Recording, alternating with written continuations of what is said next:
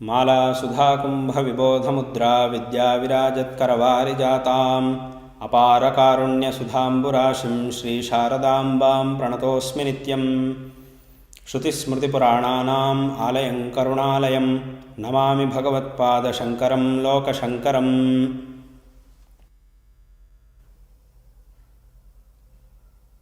మనందరం పవిత్రమైనటువంటి ఈ భారతదేశంలో అనాది కాలంగా సనాతన వైదిక ధర్మాన్ని అనుసరించే వాళ్ళ పరంపరలో పుట్టాము. ఇది మనం ఎన్నో జన్మల్లో చేసినటువంటి పుణ్య విశేషం వల్ల మనకి లభించినటువంటి గొప్ప అవకాశం. ఈ భారతదేశం అత్యంత పవిత్రమైనటువంటి దేశం. ఇక్కడ భగవంతుడే స్వయం అవతరించి దుష్ట శిక్షణని శిష్ట పరిపాలనను చేసి ధర్మోద్ధరణ చేసి తన అనేక మహిమలను లీలలను చూపించి ఈ దేశంలో సంచరించి ఈ భూమిని మరింత పవిత్రం చేశాడు. అదే రకంగా ఎంతోమంది మహర్షులు, జ్ఞానులు, మహాపురుషులు ఈ దేశంలో జన్మించి లౌకికమైన భోగాలన్నిటినీ పరిత్యజించి అత్యంత కఠినమైనటువంటి తపస్సులను ఆచరించి ఈశ్వరానుగ్రహాన్ని పొంది ఆ ఈశ్వరానుగ్రహ ప్రభావంతో అలౌకికమైనటువంటి అతీంద్రియమైనటువంటి వస్తువులను కూడా తెలుసుకోగలిగేటటువంటి దివ్యమైన బుద్ధిశక్తిని పొంది తాము ముందు ఆ తత్వముల యొక్క సాక్షాత్కారం చేసుకొని ఆ అలౌకికమైనటువంటి విషయాలన్నిటినీ కూడా తర్వాత తరం వారికి మనందరికీ తెలియజేయడం కోసం పరమ ప్రమాణమైనటువంటి వేదములని ఆధారంగా చేసుకొని అనేక విధమైనటువంటి గ్రంథములను రచించి మనందరికీ కూడా శ్రేయో మార్గాన్ని ఉపదేశం చేశారు. అటువంటి మహాత్ముల విషయంలో సదాకాలం కృతజ్ఞతతో ఉండడం అనేది మనందరి యొక్క కర్తవ్యం. సామాన్యంగా ప్రపంచంలో కొంతమందికి కాస్త వివేకం ఉన్నటువంటి వాళ్ళకి కొన్ని ప్రశ్నలు సహజంగా ఉద్భవిస్తూ ఉంటాయి. అవేమిటి అనంటే, ఈ ప్రపంచము ఎందుకింత విచిత్రంగా ఉన్నది? ఈ విచిత్రమైనటువంటి ప్రపంచం ఎలా ఉద్భవించింది? అదే స్వయంగా ఉద్భవించిందా, లేకపోతే దీన్ని సృష్టి చేసినటువంటి వ్యక్తి ఎవరైనా ఉన్నారా? ఎవరైనా ఒక వ్యక్తి దీన్ని సృష్టించారు, ఎవరో ఒకరు అనే పక్షంలో ఆ సృష్టి చేసినటువంటి వ్యక్తి ఎవరు? ఆ వ్యక్తి ఎటువంటి వాడు? ఆయన ఎలా దీన్ని సృష్టి చేశాడు? దేని సహకారంతో దీన్ని సృష్టి చేశాడు?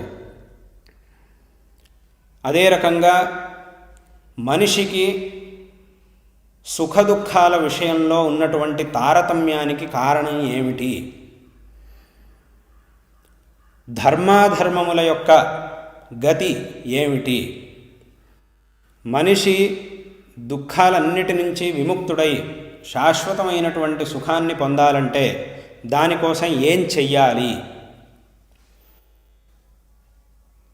ప్రతి జీవుడు తన శరీరాన్ని ఏదో ఒకరోజు వదిలిపెట్టాలి.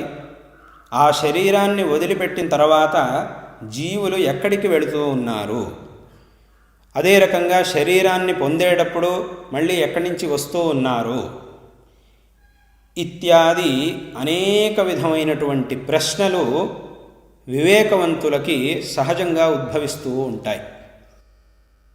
ఇవి సామాన్యమైనటువంటి ప్రశ్నలు కావు. వీటన్నిటికీ కూడా సమాధానాలని కేవలం మన యొక్క బుద్ధిశక్తితో తర్కాలతో తెలుసుకోవడం అనేది అసాధ్యమైనటువంటిది విషయం. కాబట్టి ఈ ప్రశ్నల యొక్క సమాధానములని మనం తెలుసుకోవాలంటే మన పూర్వజులైనటువంటి మహర్షులు ఏ వేదములనైతే ఆధారంగా చేసుకొని అనేక గ్రంథములను రచించారో ఆ గ్రంథములని, వాట్లకు మూలములైనటువంటి వేదములని ఆశ్రయించాలి. ఆ వేదములని, ఆ శాస్త్రములని అధ్యయనం చేసినటువంటి గురువుని ఆశ్రయించి వారి ద్వారా ఈ ప్రశ్నలకు సమాధానములని మనం తెలుసుకోవాలి. ఇక్కడ ఈ ప్రశ్నలకి సమాధానములను తెలుసుకోవడం అత్యంత ఆవశ్యకమైనటువంటి విషయం.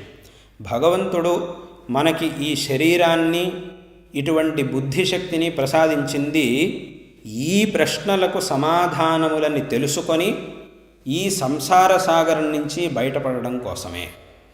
వేరే ఏ ప్రాణిలోనూ లేనటువంటి గొప్ప శక్తి మనిషిలో ఉన్నది. అదే ధర్మాచరణను చేసి తన యొక్క వివేకంతో ఇటువంటి అలౌకికమైనటువంటి విషయాలను గురువు మూలకంగా తెలుసుకొని తద్వారా ఈ సంసార సాగరం నుంచి బయటపడడం. ఇటువంటి ఒక సామర్థ్యం మనిషికి మాత్రమే ఉన్నది, వేరే ఏ ప్రాణికి ఇటువంటి సామర్థ్యం లేదు. కాబట్టి ఈ సామర్థ్యాన్ని మనం ఇటువంటి ప్రశ్నల యొక్క సమాధానములను తెలుసుకోవడానికి ఉపయోగించినప్పుడు అప్పుడు ఇది సార్థకం అవుతుంది. కాబట్టి ఈ ప్రశ్నలకు మనం తప్పకుండా సమాధానములను వెతుక్కోవాలి, సమాధానములను తెలుసుకోవడం ఇది అత్యంత ఆవశ్యకం. అందుకోసం వేదశాస్త్రములని, అలాగే వేదశాస్త్రజ్ఞులైనటువంటి సదాచార సంపన్నులైనటువంటి సద్గురువుని ఆశ్రయించడం అనేది కూడా అత్యంత ఆవశ్యకమైనటువంటిది. మన పూర్వజులైనటువంటి మహర్షులు ఈ విషయాలకు, ఈ ప్రశ్నలకు సమాధానములను తెలపడం కోసం అనేక గ్రంథాలను రచించారు. వాట్లనే దర్శనములు అని అంటారు. షడ్ దర్శనాలు అత్యంత ప్రసిద్ధమైనటువంటి దర్శనాలు ఆస్తిక దర్శనాలు. అవే వైశేషికం, న్యాయం, సాంఖ్యం, యోగం, మీమాంస, వేదాంతం అని 6 దర్శనాలు. ఈ 6 దర్శనాల్లో మన పూర్వజులైనటువంటి మహర్షులు ఒక సోపాన క్రమంలో ఈ విషయాలన్నిటికీ కూడా మనకి సమాధానాలను చెప్పారు. ఈ ప్రశ్నలన్నిటికీ కూడా ఈ 6 దర్శనాల్లో ప్రముఖము, ప్రధానము అయినటువంటి దర్శనం వేదాంత దర్శనం, 6వదైనటువంటి వేదాంత దర్శనం. మిగతా 5 దర్శనాలు ఈ వేదాంత దర్శనానికి ఉపకారకములు. ఉపకారకములు అనంటే వేదాంత దర్శనంలో చెప్పినటువంటి విషయాలను, అంటే బ్రహ్మసత్యం, జగన్మిథ్యా, జీవో బ్రహ్మైవ నాపరః మొదలై ఇత్యాది విషయాలను తెలుసుకోవాలంటే దానికి మన మనస్సు పరిపక్వమై ఉండాలి. అటువంటి పరిపక్వత మన మనస్సుకి రావాలి అనంటే ముందు మిగతా దర్శనాలను చక్కగా అధ్యయనం చెయ్యాలి. ఆ దర్శనాల్లో చెప్పినటువంటి విషయాలను సరిగ్గా అర్థం చేసుకోవాలి. కాబట్టి వేదాంత దర్శనంలో చెప్పినటువంటి విషయాలను అర్థం చేసుకోవడానికి మిగతా దర్శనాలు మనకి సహకారం చేస్తాయి. ఉదాహరణకి వేదాంతంలో ఆత్మావా అరే ద్రష్టవ్య శ్రోతవ్యో మంతవ్యో నిధిధ్యాసితవ్య అని ఆత్మదర్శనం, బ్రహ్మవిచారం చేసి మన యొక్క మూలమైనటువంటి ఆత్మని తెలుసుకోవాలి. జీవుడు యొక్క మూలభూతమైనటువంటి ఆత్మ ఏమిటి ఎటువంటిది? దేన్ని జీవుడు ప్రస్తుతం ఆత్మ అని భ్రమిస్తూ ఉన్నాడు? వస్తుతః అది ఆత్మ కాదు. వస్తుతః ఆత్మ అనేది ఏమిటి అనే దాన్ని తెలుసుకోవాలి. జీవుడు ప్రపంచంలో అన్ని పదార్థాల యొక్క మూలాన్ని తెలుసుకోవడానికి ప్రయత్నం చేస్తాడు. ఎందుకు అనంటే, ఏదైనా ఒక పదార్థం యొక్క మూలాన్ని మనం తెలుసుకున్నామంటే తర్వాత ఆ పదార్థాన్ని తెలుసుకోవడంలో మనకి అత్యంత సౌలభ్యం ఏర్పడుతుంది. అత్యంత సులభంగా మిగతా పదార్థాన్ని మనం తెలుసుకోవచ్చు. మూలాన్ని కనుక మనం సరిగ్గా తెలుసుకుంటే మిగతా మొత్తం మిగతా విషయాలన్నింటినీ మనం సులభంగా తెలుసుకోవచ్చు. కాబట్టి మూలాన్ని మనం చక్కగా తెలుసుకోవాలి. మనిషి అనేక పదార్థాల యొక్క మూలాన్ని తెలుసుకోవడానికి ప్రయత్నం చేస్తూ ఉంటాడు. అయితే ఈ ప్రయత్నంలో తన మూలాన్ని తాను తెలుసుకోవడం మర్చిపోతూ ఉన్నాడు. కాబట్టి వాస్తవంగా తెలుసుకోవాల్సినటువంటిది తన మూలాన్ని. అటువంటి మన యొక్క మూలాన్ని మనకు తెలియజేసేటటువంటిది ఈ వేదాంత దర్శనం. అందుకోసం ఆత్మవిచారం చెయ్యాలి. అందుకోసమే ఆత్మావా అరే ద్రష్టవ్య శ్రోతవ్యో మంతవ్యో నిధిధ్యాసితవ్య అని ఉపనిషత్తు చెబుతూ ఉన్నది. అంటే ముందు ఆత్మని గురుముఖతః శ్రవణం చెయ్యాలి, తదనంతరం మననం చెయ్యాలి, తదనంతరం నిధిధ్యాసనం చెయ్యాలి అని శాస్త్రం దానికి ఒక క్రమాన్ని శాస్త్రం చెప్పింది. ఇక్కడ వేదములను ఆధారముగా చేసుకొని గురువు మనకి ఉపదేశించినటువంటి ఆత్మతత్వాన్ని మొట్టమొదట శ్రవణం చెయ్యాలి. తదనంతరం ఆ విషయానికి అనుకూలమైనటువంటి తర్కాలను ఉపయోగించి, వేదోక్తమైనటువంటి అర్థములకి అనుకూలమైనటువంటి తర్కములను ఉపయోగించి ఆ వేదోక్తార్థాన్ని దృఢంగా తెలుసుకోవాలి. తర్కములని వేదార్థాన్ని తెలుసుకోవడానికి ఉపయోగం చెయ్యాలి. శృతిమతస్తర్కోనుసంధీయతాం అని శంకర భగవత్పాదాచార్యులు వారు సెలవిచ్చారు. కాబట్టి మన యొక్క తర్కములని వేదముల్లో చెప్పబడినటువంటి అర్థాలను తెలుసుకోవడం కోసం ఉపయోగం చెయ్యాలి. అటువంటి తర్కములని మనం తెలుసుకోవాలంటే దానికోసం తర్కశాస్త్రాన్ని అధ్యయనం చెయ్యాలి. తర్కశాస్త్రం ఈ ఆత్మవిచారం చేసేటప్పుడు మనకి కావలసినటువంటి అంటే మననం శ్రవణ అనంతరం మననం చెయ్యాలి. అటువంటి మననం చేసేటప్పుడు దానికి అనుకూలమైనటువంటి తర్కాలని ఆ తర్కశాస్త్రం మనకు అందిస్తూ ఉన్నది. అదే రకంగా సాంఖ్యదర్శనంలో సత్కార్యవాదం, నిత్య చైతన్య స్వరూపమైనటువంటి ఆత్మ, అసంగమైనటువంటి ఆత్మ మొదలైనటువంటి విషయాలను చెప్పారు. ఆ విషయాల్ని ఆ శాస్త్రం మనకు అందిస్తూ ఉన్నది. అదే రకంగా యోగ దర్శనం, శ్రవణం మననం చేసిన తర్వాత నిధిధ్యాసనం చెయ్యాలి. ఆ నిధిధ్యాసనానికి కావలసినటువంటి విషయాలన్నిటినీ అష్టాంగ యోగములని యోగ దర్శనం మనకి తెలియజేస్తూ ఉన్నది. అదే రకంగా వేదాంత విచారం చెయ్యాలి అనంటే దానికి అత్యంత ఆవశ్యకంగా కావలసినటువంటిది చిత్తశుద్ధి. ఈ చిత్తశుద్ధి రావాలి అనంటే కర్మలను ఆచరణ చెయ్యాలి. కర్మాచరణ ఏ విధంగా చెయ్యాలి అనేటటువంటి విషయాలను పూర్వమీమాంసా దర్శనం మనకి తెలియజేస్తూ ఉన్నది. ఆ దర్శనంలో చెప్పబడినటువంటి కర్మలని చిత్తశుద్ధి వచ్చేంత వరకు నిష్కామముగా అనుష్ఠానం చేసి తదనంతరం ఆ కర్మలను త్యజించి తదనంతరం బ్రహ్మవిచారం చెయ్యాలి అనేది ఇక్కడ ఉన్నటువంటి ఒక పద్ధతి. కాబట్టి దర్శనములలో వేదాంత దర్శనం అత్యంత ప్రముఖమైనటువంటి దర్శనం. మిగతా దర్శనాలన్నీ కూడా ఈ వేదాంత దర్శనానికి ఉపకారకములు. ఆ దర్శనముల యొక్క సహాయంతో వేదాంత దర్శనంలో చెప్పినటువంటి విషయాన్ని మనం అర్థం చేసుకోవాలి. కాబట్టి ఈ రకంగా మన పూర్వజులైనటువంటి మహర్షులు ఈ షడ్దర్శనములను రచించి ఈ దర్శనాలలో మనకి ఈ అన్ని విధమైనటువంటి ప్రశ్నలకు సమాధానములను చెప్పారు. ఈ సమస్త ప్రపంచంలో ఇటువంటి గంభీరమైనటువంటి ప్రశ్నలకు మనం సమాధానం తెలుసుకోవాలంటే దానికి సాధనమైనటువంటి గ్రంథములు మన వైదిక వాంగ్మయంలో ఉన్నటువంటి గ్రంథములు. అందువల్లనే ఇటువంటి అలౌకిక జ్ఞాన సంపత్తి మన దేశంలో ఉంది. కాబట్టే ఈ సమస్త ప్రపంచంలో మన దేశం అత్యంత విశిష్టమైనటువంటి దేశంగా ప్రసిద్ధి పొందింది. కాబట్టి ఇటువంటి దేశంలో జన్మను పొందడం అనేది ఎన్నో జన్మల్లో చేసుకున్నటువంటి భాగ్య విశేషం వల్ల మనకి లభిస్తూ ఉన్నది. ఈ దేశంలో ఇప్పుడు ఆరంభంలో చెప్పినట్టుగా అనేక మహర్షులు, మహాత్ములు, జ్ఞానులు అవతారం చేశారు. సాక్షాత్తు భగవంతుడు ఈ దేశంలో అవతరించి ధర్మోద్ధరణ చేసి మనల్ని అనుగ్రహించాడు.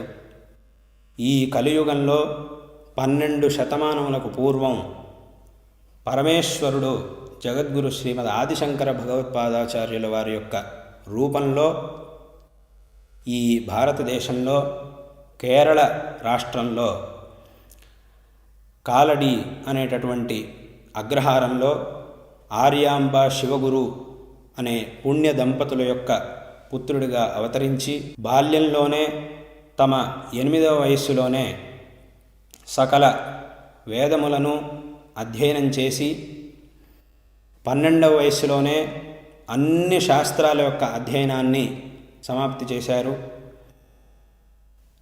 అదే రకంగా నర్మదా నదీ తీరంలో జగద్గురు శ్రీ గోవింద భగవత్ పూజ్యపాదాచార్యుల వారి యొక్క సన్నిధిలో సన్యాస స్వీకారం చేసి వారి యొక్క ఆజ్ఞ ప్రకారం ప్రస్థానత్రయం అని ప్రసిద్ధమైనటువంటి దశోపనిషత్తులు, బ్రహ్మసూత్రములు మరియు భగవద్గీతకు విశేషమైనటువంటి అద్వైత సిద్ధాంత ప్రతిపాదకములైనటువంటి అద్భుతమైన భాష్యములని రచించి పరమానుగ్రహం చేశారు ఈ లోకానికి.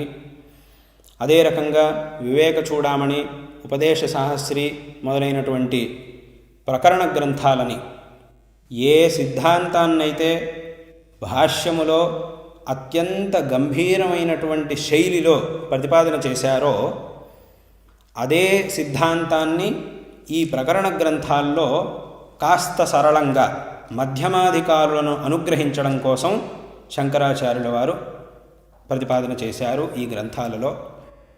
అదే రకంగా సామాన్యులైనటువంటి వాళ్ళని కూడా అనుగ్రహించడం కోసం, వాళ్ళకే మార్గదర్శనం చేయడం కోసం అనేక విధమైనటువంటి దేవతా స్తోత్రములని, గణేష్ పంచరత్న స్తోత్రం, సౌందర్య లహరి, శివానంద లహరి మొదలైనటువంటి స్తోత్రములని రచించి ఈ లోకానికి పరమానుగ్రహం చేశారు. భజగోవింద స్తోత్రం, ప్రశ్నోత్తర రత్నమాలిక మొదలైనటువంటి గ్రంథాలను రచించి ఈ గ్రంథములలో ఒక సామాన్యుడైనటువంటి వ్యక్తి తన జీవితంలో సమాజంలో ఎలా వర్తించాలి, ఇంకొక వ్యక్తితో ఎలా ఉండాలి అనేటటువంటి సామాన్యమైన నీతులను కూడా, సామాన్యమైనటువంటి విషయాలను కూడా శంకరాచార్యుల వారు తమ గ్రంథములలో రచించి చూపించారు. అత్యంత గంభీరమైనటువంటి అద్వైతాత్మతత్వం అనేటటువంటి విషయాన్ని వారు తమ గ్రంథాల్లో ప్రతిపాదన చేశారు. అదే రకంగా అత్యంత సామాన్యమైనటువంటి విషయాలను కూడా ఈ భజగోవింద స్తోత్రం మొదలైనటువంటి గ్రంథాల్లో వారు ఉపదేశం చేశారు. ఉదాహరణకి మాకురు ధనజన యౌవన గర్వం హరతి నిమేషాత్ కాలస్సర్వం త్వయిమయి చాన్యత్రైకో విష్ణు వ్యర్థం కుప్యసి మయ్య సహిష్ణు గేయం గీతా నామ సహస్రం ధ్యేయం శ్రీపతి రూపమజస్రం నేయం సజ్జన సంగే చిత్తం దేయం దీనజనాయ చవిత్తం. ఈ రకంగా అనేక విధమైనటువంటి ఉపదేశాలను శంకరాచార్యుల వారు తమ గ్రంథాల్లో చేశారు. ఇక్కడ ఈ ఉపదేశాలు ఏదో ఒక వ్యక్తికి అథవా ఒక జాతికి, ఒక మతానికి మాత్రమే పరిమితమైనటువంటివి కావు. ఈ ఉపదేశములని ప్రతి ఒక్కరూ కూడా ఆచరించడం అనేది అత్యంత ఆవశ్యకం. మాకురు ధనజన యౌవన గర్వం అని అథవా త్వయిమయి చాన్యత్రైకో విష్ణు అనేటటువంటి ఉపదేశం ప్రతి ఒక్కరికి కూడా అత్యంత ఆవశ్యకమైనటువంటి విషయమే. ఇలా అందరికీ కూడా ఆవశ్యకమైనటువంటి విషయాలను శంకర భగవత్పాదాచార్యులు వారు ఉపదేశం చేశారు. ఈ ప్రపంచంలో ఎవరైనా ఒక వ్యక్తి తాను ఆత్మోద్ధరణ పొందాలి, అని కానీ, తన జీవితంలో తాను శ్రేయోవంతుణ్ణి కావాలి అనంటే దానికోసం ఏం చెయ్యాలి అనేటటువంటి ప్రశ్నని వేసుకున్నప్పుడు ఆ ప్రశ్నకు సమాధానం శంకరాచార్యుల వారి యొక్క గ్రంథాలలో మనకి లభిస్తుంది. కాబట్టి శంకరాచార్యుల వారు ఈ ప్రపంచంలో ఉన్నటువంటి ప్రతి ఒక్క మనిషి శ్రేయస్సుని దృష్టిలో ఉంచుకొని అనేక గ్రంథాలను రచించారు. ఆ గ్రంథాల్లో అనేక విధమైనటువంటి ఉపదేశాలను చేశారు. కాబట్టే మనం శంకరాచార్యుల వారిని జగద్గురు అని కీర్తిస్తూ ఉన్నాం. ఈ జగద్గురు అనేటటువంటి శబ్దం శంకరాచార్యుల వారి విషయంలో అత్యంత సమంజసంగా ఉంటుంది. జగద్గురు అనేటటువంటి శబ్దానికి ఏమిటి అర్థం? ఈ జగత్తులో అన్ని చోట్లకి వెళ్ళేవాళ్ళు అని అర్థం కాదు. ఈ జగద్గురు అనేటటువంటి శబ్దానికి అర్థం ఏమిటి అనంటే, ఈ ప్రపంచంలో అనేక రకాల జనాలున్నారు, రకరకాల జనాలున్నారు. కొంతమంది చాలా చదువుకున్న వాళ్ళు, చాలా మహామేధావులు ఉన్నారు. కొంతమంది సామాన్యులైనటువంటి వాళ్ళు, పండితులు పామరులు ఉన్నారు. అలాగే పెద్ద పెద్ద మహారాజులు ఉన్నారు, సామాన్యమైనటువంటి వ్యక్తులు ఉన్నారు. ఇంతమందిలోనూ ఏ ఒక మనిషి అయినా కూడా తన జీవితంలో తన ఆత్మోద్ధరణ కోసం, శ్రేయస్సుని పొందడం కోసం ఏం చెయ్యాలి అనేటటువంటి ప్రశ్న వచ్చినప్పుడు ఆ ప్రశ్నకి సమాధానం ఎవరి దగ్గర నుంచి మనకి లభిస్తుందో అటువంటి వారిని జగద్గురు అని అంటారు. అంటే ఈ జగత్తులో ఉన్నటువంటి ప్రతి ఒక్క మనిషికి జాతి మత భేదం లేకుండా ప్రతి ఒక్క మనిషికి వాడి జీవితంలో కావలసినటువంటి సదుపదేశాలను, సన్మార్గదర్శనాన్ని చేసేటటువంటి సామర్థ్యం ఎవరికైతే ఉంటుందో, ఆ సామర్థ్యం ఎవరికి ఉందో వారిని జగద్గురు అని అంటారు. అటువంటి సామర్థ్యం కేవలం మనకి శంకరాచార్యుల వారి యొక్క విషయంలోనే కనబడుతుంది. వారు ఇప్పుడు చెప్పినట్టుగా అనేక విధమైనటువంటి ఉపదేశాలను చేశారు. పండితుల కోసం పెద్ద పెద్ద భాష్య గ్రంథాలను రచించారు. ఆ భాష్య గ్రంథాల్లో అతి గంభీరమైనటువంటి తత్వాన్ని ఉపదేశం చేశారు. అదే రకంగా మధ్యమాధికారుల కోసం కొంతమంది పండితులంత మేధావులు కారు, అలాగే అత్యంత సామాన్యులు కారు, వాళ్ళిద్దరికీ మధ్యలో ఉంటారు. కొంతమంది వాళ్ళని మధ్యమాధికారులు అని అంటారు. అటువంటి వారికి వాళ్లకు తగినటువంటి మార్గంలో ఈ తత్వాన్ని ఉపదేశం చేయడం కోసం శంకరాచార్యుల వారు అనేక విధమైనటువంటి ప్రకరణ గ్రంథాలను రచించారు. ఇకపోతే సామాన్యులు, వారికి పెద్ద పెద్ద శాస్త్ర గ్రంథాల్లో ఉన్నటువంటి శాస్త్రార్థములను చెబితే అర్థం చేసుకునేటటువంటి సామర్థ్యం లేనటువంటి వారు, అటువంటి వారికి కూడా శ్రేయస్సు కలగాలి అనేటటువంటి ఉద్దేశంతో అనేక విధమైనటువంటి స్తోత్రములను, భజగోవింద స్తోత్రం మొదలైనటువంటి గ్రంథాలను శంకరులు రచించారు.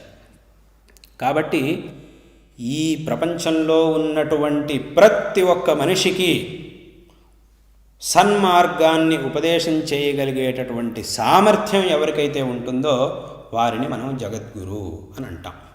మొట్టమొదట ఈ జగద్గురు అనేటటువంటి శబ్దాన్ని భగవంతుడి విషయంలో మనం ప్రయోగిస్తాం. ఎందుకు అనంటే భగవంతుడు ఈ సమస్త జగత్తుకే గురువు.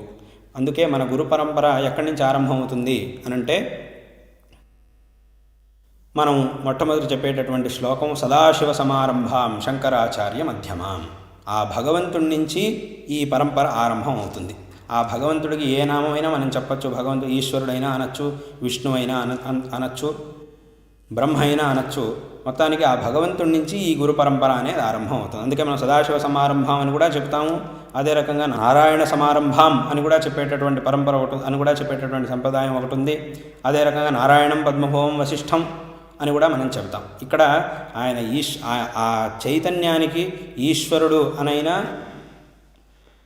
నారాయణుడు అనైనా మనం అనొచ్చు. ఆ చైతన్యంలో ఏ విధమైనటువంటి వ్యత్యాసము లేదు. కాబట్టి భగవంతుడి నుంచి ఈ గురు పరంపర ఆరంభమైంది. కాబట్టి భగవంతుడిని మనం జగద్గురు అని అంటాం. కృష్ణం వందే జగద్గురుం. ఆ భగవంతుడు తన యొక్క అవతారాల్లో రాక్షస సంహారం చేసి ధర్మోద్ధరణ చేసి మనల్ని అనుగ్రహించాడు. అదే రకంగా కృష్ణావతారంలో ఈ సమస్త జగత్తుకి ఉపాదేయమైనటువంటి భగవద్గీతని అర్జునుడిని నిమిత్తంగా పెట్టుకొని ఈ సమస్త జగత్తుకి భగవంతుడు ఉపదేశం చేశాడు.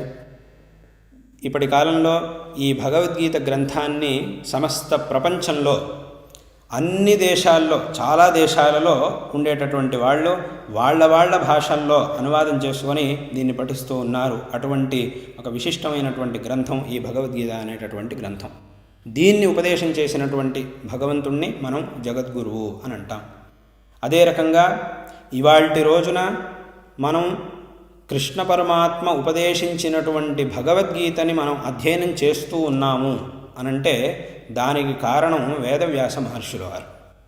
వేదవ్యాస మహర్షుల వారు మహాభారతాన్ని రచించి, ఇతిహాసాన్ని రచించి, దాంట్లో కృష్ణ పరమాత్మ ఆ కురుక్షేత్రంలో అర్జునుడికి భగవద్గీతను ఎలా ఉపదేశం చేశాడో ఆ గీతని ఆ భగవంతుడి యొక్క వాక్యాలన్నిటినీ కూడా అదే రకంగా తన దివ్య దృష్టితో తెలుసుకొని ఈ మహాభారతం ఇతిహాసంలో ఆ భగవద్గీతను వారు రచించారు, చూపించారు. అందువల్ల ఇవాటి రోజున ఆ భగవద్గీతను మనం చదవగలుగుతూ ఉన్నాం. వేదవ్యాస మహర్షి ఇతిహాసాన్ని రచించారు, మహాభారతాన్ని. అదే రకంగా అష్టాదశ పురాణాలను రచించారు. ధర్మం వేదముల యందు ప్రతిపాదితమై ఉన్నది. అటువంటి వేద ప్రతిపాదితమైన ధర్మము యొక్క సూక్ష్మములని అనేక విధమైన ఉపాఖ్యానముల ద్వారా మనకు తెలియజేయడం కోసం వేదవ్యాస మహర్షి అనేక పురాణాలను రచించారు. ఈ పురాణాలని అందరూ అధ్యయనం చేసి వాట్లల్లో ఉన్నటువంటి కథలను, ఉపాఖ్యానాలను పఠించి తద్వారా ధర్మం యొక్క సూక్ష్మములని తెలుసుకోవడానికి వీలవుతూ ఉన్నది. కాబట్టి ఇటువంటి లోకానుగ్రహం చేసినటువంటి వేదవ్యాస మహర్షిని మనం జగద్గురువు అని సంబోధిస్తే అది అత్యంత సమంజసంగా ఉంటుంది. తదనంతరం ఇప్పుడు చెప్పిన విధంగా జగద్గురు శ్రీమద్ ఆదిశంకర భగవత్పాదాచార్యుల వారిని జగద్గురు అని సంబోధించడం. శంకరాచార్యుల వారు అత్యంత ముఖ్యంగా ఒక విషయాన్ని ప్రతిపాదన చేశారు. ఏమిటి అనంటే, వారి యొక్క అవతార కాలంలో మన దేశంలో అనేక విధమైనటువంటి మతములు ఏర్పడ్డాయి. వాళ్ళందరూ కూడా ఒక్కొక్క మతం వారు మా దేవుడే పెద్దవాడు, ఈశ్వరుడే పెద్దవాడు, విష్ణువు చిన్నవాడు, అథవా విష్ణువే పెద్దవాడు, ఈశ్వరుడు చిన్నవాడు అని ఈ రకంగా విపరీతమైన వేద విరుద్ధమైనటువంటి వాదములను చేస్తూ ఉండేవారు. మన దేశంలో పెద్ద అశాంతిని సృష్టిస్తూ ఉండేవారు. అటువంటి సందర్భంలో శంకరులు అవతరించి అందరికీ కూడా అక్కడున్నటువంటి సత్యాంశాన్ని తెలియజేశారు. ఏమిటి ఆ సత్యాంశం అనంటే, వాస్తవంగా ఉన్నటువంటిది ఒకే పరమాత్మ. ఆ పరమాత్మ యొక్క చైతన్యంలో ఏ విధమైనటువంటి వ్యత్యాసము లేదు.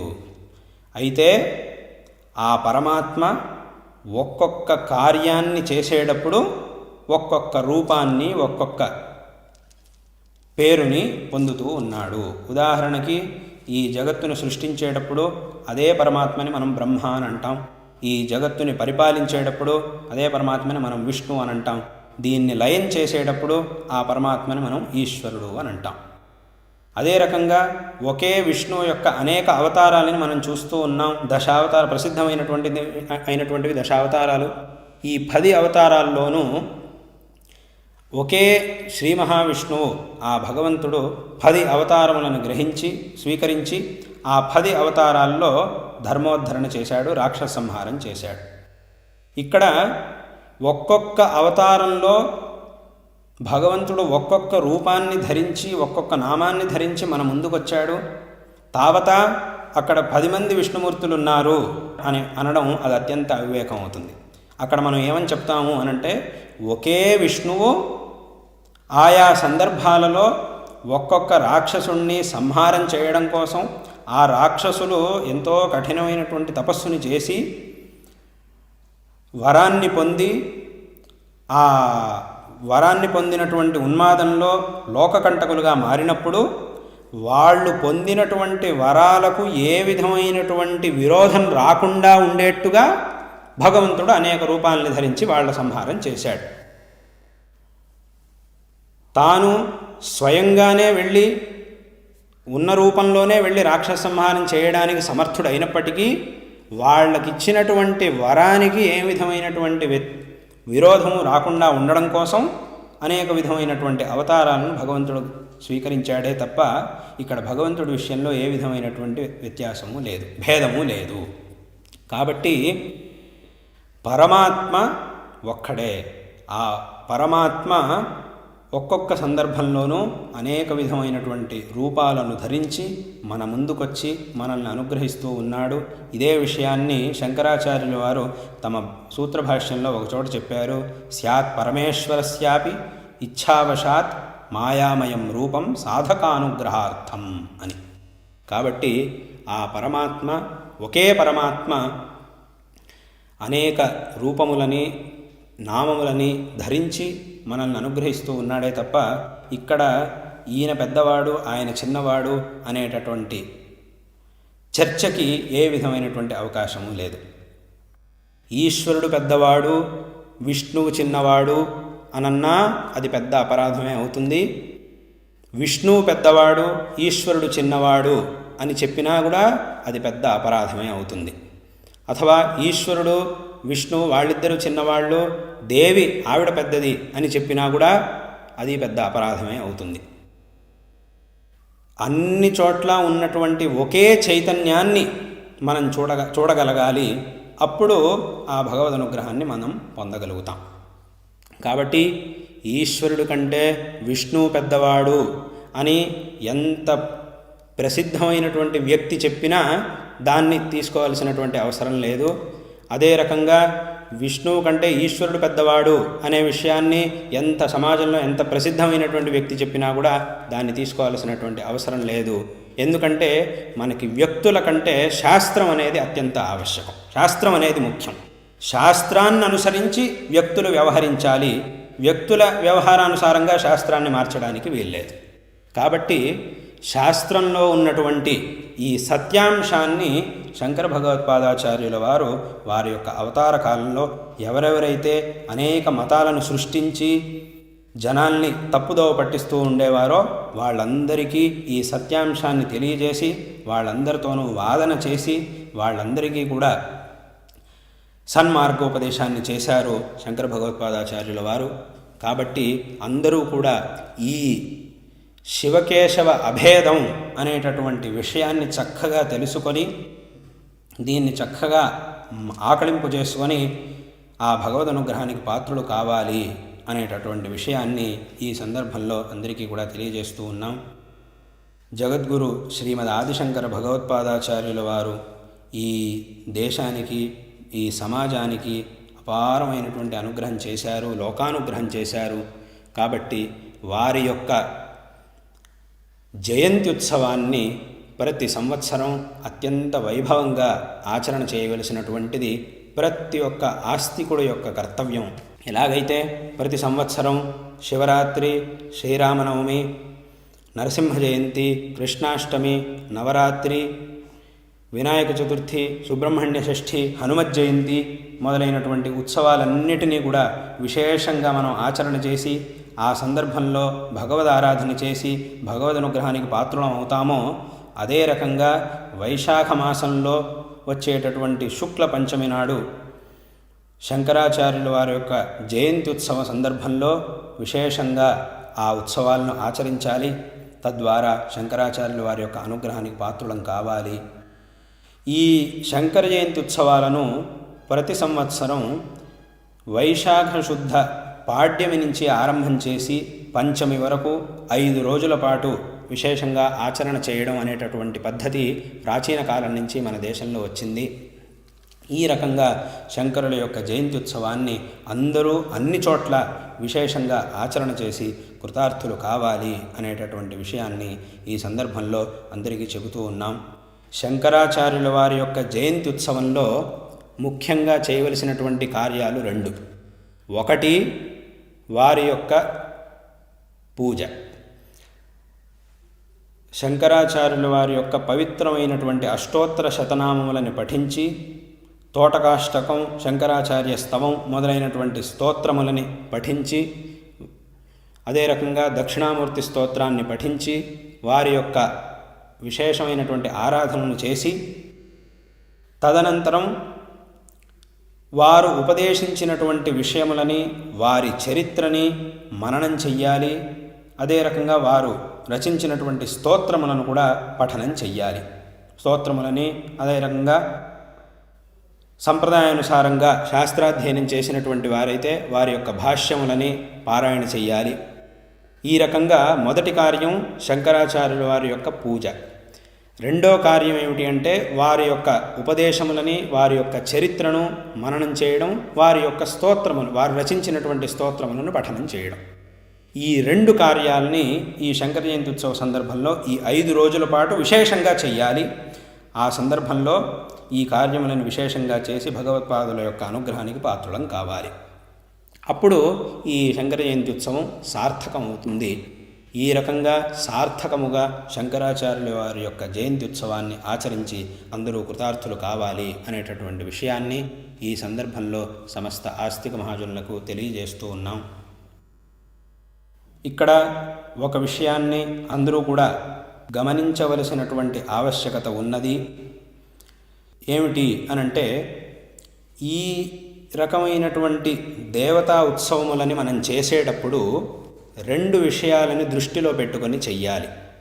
ఒకటి మన దేశం యొక్క స్థితి, అదే రకంగా రెండవది శాస్త్రం. ఈ రెండిటికి కూడా విరోధం రాకుండా ఈ మన ధర్మాచరణని మనం చేసుకుంటూ ఉండాలి. లోకం యొక్క స్థితిని మన దృష్టిలో పెట్టుకొని దానికి ఏ విధమైనటువంటి విరోధం లేకుండా ధర్మాచరణ చెయ్యాలి. అదే రకంగా శాస్త్రంలో సదాచారంలో ఏ రకంగా ఈ ఉత్సవాలని ధర్మాన్ని ఆచరణ చెయ్యాలి అని చెప్పారో దానికి కూడా ఏ విధమైనటువంటి విరోధం రాకుండా ఈ ఉత్సవాలను ఆచరించాలి. అప్పుడు మనం చేసినటువంటి ఉత్సవం సార్థకం అవుతుంది. కాబట్టి ఇన్ని సంవత్సరాలుగా శంకర జయంతి ఉత్సవ సందర్భంలో విశేషంగా అనేక మంది జనాలు ఒక చోట చేరి విశేషంగా భగవత్పాదుల ఆరాధన, వారి యొక్క పూజ చేయడం, అదే రకంగా వారి యొక్క తత్వములని, ఉపదేశాలను మననం చేయడం అని ఇన్ని సంవత్సరాలుగా చేస్తూ రావడం జరుగుతూ ఉన్నది. అందరూ కూడా ప్రతి ఒక్కరూ తమ తమ ఇళ్లల్లో విశేషంగా శంకరాచార్యుల వారి యొక్క పూజను చేసి, పరిమితంగా వారి యొక్క పూజను చేసి, ఆ సమస్తమైనటువంటి వైభవాన్ని పెట్టుకొని విశేషంగా శంకరుల యొక్క పూజను చేసి, వారి తత్వములను మననం చేసి, వారు రచించినటువంటి స్తోత్రములను పఠనం చేయాలి. శంకరాచార్యుల వారు రచించినటువంటి స్తోత్రములలో లక్ష్మీ నృసింహకరావలంబన స్తోత్రం, ఈ స్తోత్రములని విశేషంగా ఈ సందర్భంలో పఠించాలి. తద్వారా ఆ భగవద్ అనుగ్రహానికి పాత్రలు కావాలి అనేటటువంటి విషయాన్ని ఈ సందర్భంలో అందరికీ కూడా చెబుతూ ఉన్నాం. మనం చేస్తున్నటువంటి మానవ ప్రయత్నం సఫలం అవ్వాలి అనంటే దానికి అత్యంత ఆవశ్యకంగా భగవద్ అనుగ్రహం కావాలి. ఈ భగవద్ అనుగ్రహం ఉంటేనే మనం చేస్తున్నటువంటి ప్రయత్నం సఫలం అవుతుంది. కేవలం మానవ ప్రయత్నంతోనే ఏ కార్యము సిద్ధించదు, అథవా కేవలం దైవానుగ్రహంతోనే ఏ కార్యము సిద్ధించదు. మానవ ప్రయత్నం, దైవానుగ్రహం ఈ రెండూ ఉంటేనే ఏదైనా ఒక ప్రయత్నం మనం చేస్తున్నటువంటి కార్యం సిద్ధిస్తుంది. అందరూ కూడా ఈ సందర్భంలో సమస్త ఆస్తిక మహాజనులు ఈ సందర్భంలో మన పరివారం, మన దేశం, మనం అందరం క్షేమంగా ఉండడం కోసం అందరూ వారికి సాధ్యమైనటువంటి భగవద్ ఆరాధనను చెయ్యాలి, భగవద్ అనుగ్రహాన్ని పొందాలి. భగవద్ ఆరాధనకి శాస్త్రంలో అనేక విధమైనటువంటి మార్గాలను చెప్పారు. భగవంతుడి యొక్క మూర్తికి పూజ చేయడం, హోమం చేస్తే అది ఒక విధమైనటువంటి భగవద్ ఆరాధన. అదే రకంగా మూలమంత్ర జపం చేయడం, వేదాధ్యయనం చేసినటువంటి వాళ్ళైతే వేదపారాయణ చేయడం, భగవంతుడి యొక్క సూక్తాలను పఠించడం, ఇది ఒక విధమైనటువంటి భగవద్ ఆరాధన. భగవత్ చరిత్రలను పారాయణ చేయడం, భగవత్ స్తోత్రములను పఠించడం, భగవన్ నామజపం చేయడం, అదే రకంగా భగవంతుడి యొక్క స్వరూపాన్ని ధ్యానం చేయడం, ఇన్ని రకాల మార్గాలను శాస్త్రంలో చెప్పారు. ఇటువంటి అనేక మార్గములలో ప్రతి ఒక్క ఆస్తిక మహాజనుడు తనకి సాధ్యమైనటువంటి, అలాగే యోగ్యమైనటువంటి, తనకి విహితమైనటువంటి మార్గాన్ని అనుసరించి తద్వారా భగవద్ ఆరాధన చేసి కృతార్థులు కావాలి. అందరూ కూడా ఈ ఒక సందర్భంలో ఒక లక్ష్యాన్ని పెట్టుకొని, ఉదాహరణకి ఇన్ని రోజుల్లో ఇంత జపం చెయ్యాలి, ఇన్ని పారాయణలు చెయ్యాలి అని లక్ష్యాలను పెట్టుకొని, ఒక్కొక్కళ్ళు ఒక్కొక్క లక్ష్యాన్ని పెట్టుకొని ఆ లక్ష్యానికి తక్కువ కాకుండా, ఎక్కువైనా పర్వాలేదు తక్కువ కాకుండా ఉండేట్టుగా చూసుకుంటూ చక్కగా అనుష్ఠానం చేసి ఈ దుర్లభమైనటువంటి సమయాన్ని సార్థకం చేసుకొని తద్వారా భగవద్ అనుగ్రహానికి పాత్రలు కావాలి అనేటటువంటి విషయాన్ని ఈ సందర్భంలో ఆస్తిక మహాజనులకి చెబుతూ ఉన్నాము. మనం చేసేటటువంటి భగవద్ ఆరాధన, మన ప్రయత్నము ఇది ఎప్పుడూ కూడా వ్యర్థం కాదు. ఖచ్చితంగా మనం చేసేటటువంటి మంచి పనులకి ఆ భగవంతుడు ఫలాన్ని ప్రసాదిస్తాడు. మనం చేసేటటువంటి భగవద్ ఆరాధనలకి భగవంతుడు ఖచ్చితంగా ఫలాన్ని ప్రసాదిస్తాడు అనేటటువంటి విషయంలో ఏ విధమైనటువంటి సందేహము లేదు. కాబట్టి ప్రతి ఒక్కరూ కూడా ఈ యొక్క సందర్భంలో సాధ్యమైనంత పరోపకారం, ఎంతోమంది కష్టాల్లో ఉన్నవాళ్ళు మన చుట్టూరానే ఉన్నారు, వాళ్ళకి మనకి సాధ్యమైనటువంటి రీతిలో సహాయం చేసి అదే రకంగా భగవద్ ఆరాధనను చేసి కృతార్థులు కావాలి అనేటటువంటి విషయాన్ని ఈ సందర్భంలో మీ అందరికీ కూడా చెబుతూ ఉన్నాం. జగద్గురు శ్రీమద్ ఆదిశంకర భగవత్పాదాచార్యుల వారు మన సనాతన ధర్మం నిరంతరం ప్రచారంలో ఉండడం కోసం మన దేశం యొక్క 4 దిక్కుల్లోనూ చతురామ్నాయ పీఠములను స్థాపించారు. పూర్వ, దక్షిణ, పశ్చిమ, ఉత్తర దిక్కుల్లో క్రమంగా పురి, శృంగేరి, ద్వారకా, బదరీ క్షేత్రాల్లో గోవర్ధన పీఠం, శారదా పీఠం, కాళికా పీఠం, జ్యోతిష్పీఠం అనేటటువంటి చతురామ్నాయ పీఠములను స్థాపించి ఈ పీఠములలో తమ ముఖ్య శిష్యులైనటువంటి 4 క్రమంగా ఈ పీఠంలో అధిపతులుగా నియమించారు. గోవర్ధన పీఠంలో హస్తామలకాచార్యుల వారిని, శృంగేరి శారదా పీఠంలో సురేశ్వరాచార్యుల వారిని, ద్వారకా కాళికా పీఠంలో పద్మపాదాచార్యుల వారిని, బదరీ జ్యోతిష్పీఠంలో తోటకాచార్యుల వారిని నియమించారు. ఈ చతురామ్నాయ పీఠములలో ఈ దక్షిణ దిక్కులో స్థాపించబడినటువంటి ఈ శారదా పీఠంలో శంకరాచార్యుల వారు, సురేశ్వరాచార్యుల వారు, అదే రకంగా జగద్గురు శ్రీ విద్యారణ్య మహాస్వామి వారు మొదలైనటువంటి మహాపురుషులందరూ కూడా ఈ పీఠంలో అధిపతులుగా ఉండి లోకానుగ్రహం చేశారు. ప్రస్తుతం ఈ పీఠం యొక్క 36వ అధిపతులు మా గురువరేణ్యులు జగద్గురు శ్రీ శ్రీ భారతీతీర్థ మహాస్వామి వారు ఈ పీఠంలో అధిపతులుగా ఉండి విశేషమైనటువంటి ధర్మ ప్రచారాన్ని చేసి విశేషంగా అందరికీ అనుగ్రహం చేస్తూ ఉన్నారు. ఈ సందర్భంలో శ్రీ శారదా చంద్రమౌళీశ్వరుల యొక్క మరియు మా గురువరేణ్యులు జగద్గురు శ్రీ శ్రీ భారతీతీర్థ మహాస్వామి వారి యొక్క పరిపూర్ణమైనటువంటి అనుగ్రహం మీ అందరికీ కూడా సదాకాలం ఉండుగాక. సమస్త ఆస్తిక మహాజనులకు వారి యొక్క అనుగ్రహంతో సకల విధమైనటువంటి శ్రేయస్సులు లభించుగాక. మీ అందరికీ కూడా మరొకసారి నారాయణ స్మరణ పూర్వకమైనటువంటి ఆశీర్వాదాలను తెలియజేస్తూ ఈ భాషణాన్ని ఇక్కడ ఉపసంహారం చేస్తూ ఉన్నాం.